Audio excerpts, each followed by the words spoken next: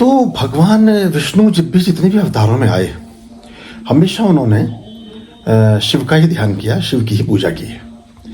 इस पर मैं कुछ रेफरेंसेस निकाल रहा था बाकी ग्रंथों से और चीज़ों से। मैंने एक नोट बनाया है, उसको जल्दी ही मैं अंक के रूप में डालूंगा, जहाँ अब वो बात एक अलग है कि ऐसी भी स्थितियां आई कि शिव जी ने वरदान दिया फिर विष्णु को कि तुम्हें मैं बहुत मानूंगा, तुम जब भी कुछ कहोगे, तुम्हारा कोई भक्त अगर मुझसे कोई प्रार्थना करेगा तो उसको प्राथमिकता से करूंगा। तो हरि और हर का तो एक संधान अच्छा है, लेकिन कि आप शिव की पूजा नहीं कर सकते, ये नहीं, ये मेरे को कुछ समझ आती नहीं बात ये।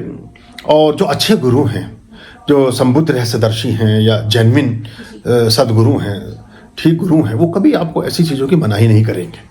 क्योंकि या तो फिर एक और चक्कर मैंने देखा है कि जैसे गुड पे मास्टर होता है आदमी, तो उसका इलाज नहीं होता कभी। जैसे एक अच्छा पैसे वाला आदमी है तो डॉक्टर उसका कभी इलाज नहीं करेगा ठीक से, क्योंकि उसे पता है इसका इलाज हो गया तो ये आना बंद कर देगा। तो बहुत सारे वैष्णव मत के लोगों को मैं इतना परेशान और इतना वो देखता हूँ कि वो अपनी उन्हीं परेशानियों में 20-20 साल से घूम रहे हैं। हमारे तो 20 दिन भी नहीं लगते आदमी को बाहर निकलने में, मतलब ईश्वर की ऐसी कृपा है, 20 घंटे भी नहीं लगते किसी किसी को, और 20 महीने तो किसी को लगे ही नहीं, क्योंकि 1 वर्ष हमारे यहाँ बीतता नहीं है। तो अब इसमें हाथ कंगन को आरसी किया और पढ़े लिखे को फारसी किया। अभी तो आपके प्रत्यक्ष प्रमाण है, जिस चीज से आपको लाभ होता हो वो करना चाहिए जीवन में, और है तो परमात्मा की ही पूजा। हम ये भी नहीं कह रहे कि ईश्वर की पूजा को बंद करके और कुछ और चीज शुरू कर दो, कुछ उलट पुलट, वो भी नहीं है। उसको और सात्विक फॉर्म में और बेहतर ढंग से और परिमार्जित ढंग से और प्योरिफिकेशन के साथ और साइंटिफिकली और अच्छे शास्त्र सम्मत ढंग से और पूरे सामान और सामग्री और पूरी विधि विधान के साथ आप करें, यही तो हम कहते हैं। और तो हमारी कोई और बात इसके अलावा तो है नहीं। तो ये एक बात समझने जैसी है। दूसरी बात, जो गहरे साधक नहीं हैं तो तुरीय संध्या में पूजा पाठ नहीं करते। तुरीय संध्या होती है दिन में 3 बार, चतुर्थ संध्याएं भी होती हैं, षष्ठ संध्याएं भी होती हैं, जो संधि काल होते हैं। 6 भी होते हैं, 3 मुख्य होते हैं। 3 संधि कालों में जो 2-2 घंटे की साधना ना करते हों, उनके लहसुन प्याज इन चीजों के विचार कोई मायने नहीं रखते। वो भी इसलिए कि 20 मिनट से बाद जब एक निश्चित आयाम में, एक निश्चित आसन में आप बैठेंगे तो आपके शरीर में गैसें बनती हैं या डकारें आती हैं, या कुछ आप अगर भोजन वगैरह ग्रहण करते हैं तो वो आसन अशुद्ध हो जाता है, दूषित हो जाता है। तो बार बार जाके फिर स्नान करें, ये करें, इसलिए उसमें एक विचार है। और थोड़ा उसकी जो दुर्गंध आती है बात करते हुए, वो इसलिए उसको मना किया गया। पर चरक संहिता और आयुर्वेद में उसका पूरा एक विधान है और गुणों से भरा पड़ा है। लहसुन प्याज में इतने गुण हैं कि जिसका कोई मुकाबला नहीं। हाँ, जिस दिन आप अनुष्ठान कर रहे हैं, आप पुष्पार्चन कर रहे हैं, आपने कोई विशेष व्रत रखा है, आपने कोई हवन किया है, उस दिन बिल्कुल इस्तेमाल मत करिए, तब बिल्कुल इस्तेमाल मत करिए। लेकिन बाकी समय में आप इस्तेमाल करेंगे तो निरोगी रहेंगे। बहुत सारे मैं ऐसे लोगों को देखता हूँ जो उस तरह की परंपरा में हैं, उनको बहुत सारे रोग लगे हुए हैं। वो 30-30 साल के साधक हैं और वो बहुत गंभीर बीमारियों में हैं। एक व्यक्ति का मेरे पास फोन आया, वो वही थे, उस तरह की चीज नाम उन्होंने ले रखा था, दीक्षा भी ले रखी थी। उनको थोड़ा पैरालिटिकल एक इफेक्ट आया, तो उन्होंने कोई मेरा एक अंक देखा था, तो मैंने उनसे कहा कि आप लहसुन का प्रयोग करें, लहसुन के दूध का इस्तेमाल हम बताते हैं उसमें। तो उन्होंने कहा मैंने लहसुन प्याज तो छोड़ा हुआ है, मैंने कभी खाया नहीं। मैंने कहा तुम प्राण छोड़ने को तैयार हो और इसको तुम्हारे मन में कैसे बात बैठ गई। असल में बहुत सारी चीज़ें ऐसी हुई हमारे यहाँ 13वीं शताब्दी से 19वीं शताब्दी के बीच, कि कुछ चीज़ें ऐसी थी जो हमारे विद्वेषियों ने, ये विधर्मियों ने इस्तेमाल की। हमने कहा हम इनको नहीं करेंगे। फिर ऐसे किसी चीज़ से चिढ़ हो जाती है ना, हमारा कोई बैरी आदमी, उसको अगर केला पसंद है तो हम सिर्फ उसकी चिढ़ने की वजह से केला नहीं खाएंगे कि ये तो उसको बहुत पसंद है, हम नहीं खाते। तो ऐसा जो विधर्मी आए, ये लहसुन प्याज और इन चीज़ों का प्रयोग बहुत करते थे, क्योंकि इनका तमस का खाना था। ज़्यादातर जो मांसाहार करते थे या और तरह का खाना खाते थे, उसके काट लहसुन और प्याज में ही निहित है, जो शरीर में केमिकल की तरह काम करता।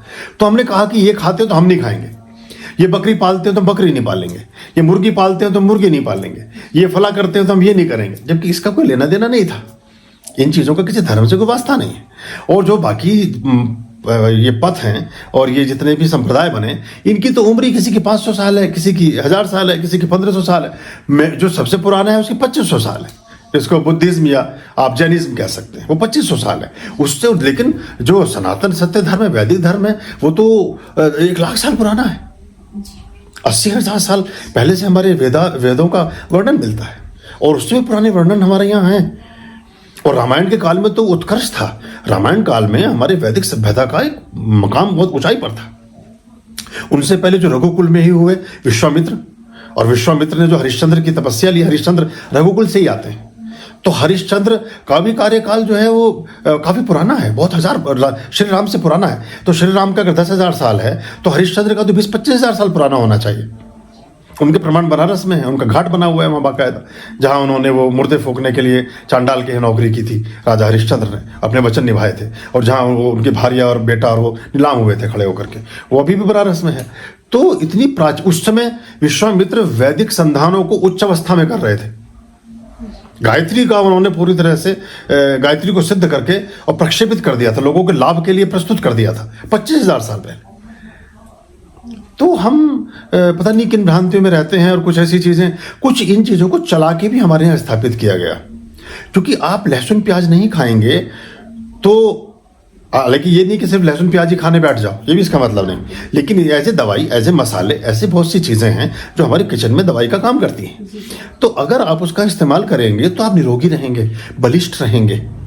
अभी हमारे यहाँ बहुत तेजी से जो युवा पीढ़ी है वो एक अजीब सी अपनी शक्ति उसकी क्षय हो रही है, उनमें ऊर्जा नहीं है, और बहुत बड़ा वर्ग एक इम्पोटेंसी की तरफ बढ़ रहा है। महिलाएं हैं तो बंधिया होने की तरफ जा रही हैं, उनकी संतान उत्पन्न करने में दिक्कत आ रही है। पुरुष हैं तो उनमें शक्ति सामर्थ्य नहीं है, वो सारे दिन ऐसे बैठे हो रहे। ऊपर से उनको ऐसी चीजें बंद कर दी गई, वो कोई ड्राई फ्रूट्स नहीं खाते, वो गाय का घी नहीं खाते, वो दूध नहीं पीते, वो मलाई नहीं खाते, वो जो है रबड़ी नहीं खाते, वो मक्खन नहीं खाते, वो फ्रूट। तो फिर जब कुछ खाते ही नहीं और खाएंगे वो चिप्स और पिज्जा और बर्गर और चाउमीन और ये, तो खोखले शरीर हो जाने हैं उनके। आर्याम अभयाम भज रे चित सन